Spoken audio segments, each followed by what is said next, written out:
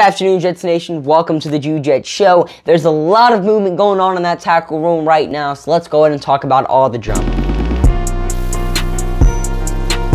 So last night, we signed Mike Rimmers to our practice squad, and we also let go of Deontay Spencer. Feel bad for Deontay Spencer because this man has been signed to our practice squad and then released from it about 2 times, or at least 2 times now.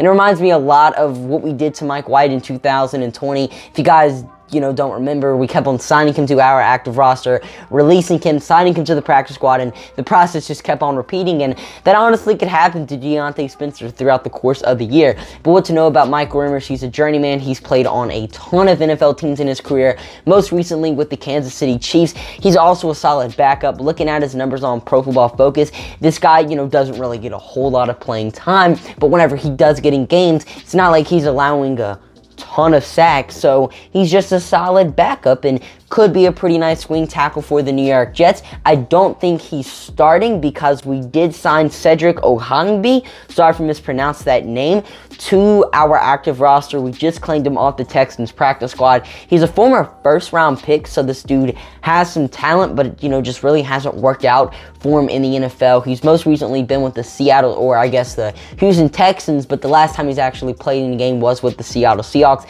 and he's just, another solid backup like Mike Rimmers. Hasn't really put up terrible numbers. I mean, obviously, he isn't the best tackle. He's, a first-round pick bust. Now that he's getting claimed off of practice squads, obviously, he's not the best tackle, but for a backup, he's not horrible, and he's also a big improvement over Connor McDermott, who is just terrible, and I don't know why the New York Jets keep holding on to him.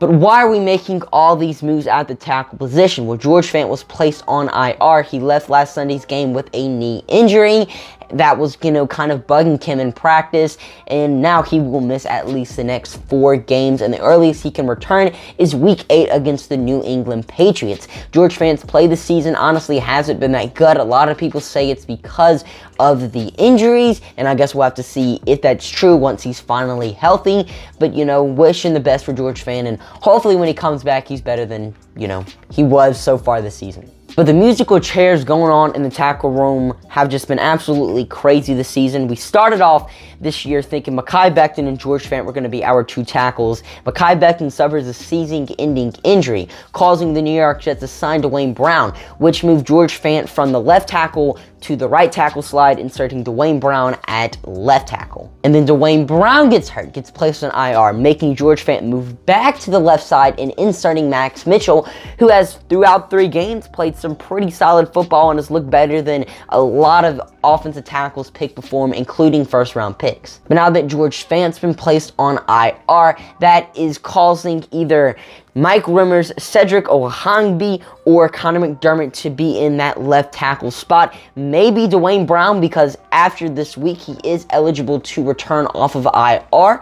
But if Dwayne Brown doesn't come back next week, the New York Jets might have a literal practice squad guy, kind of a bum, depending on how they play, protecting Zach Wilson's blind side. Hoping Dwayne Brown's back next week, but this is all the drama going on in the tackle room right now. What are you guys' thoughts on it?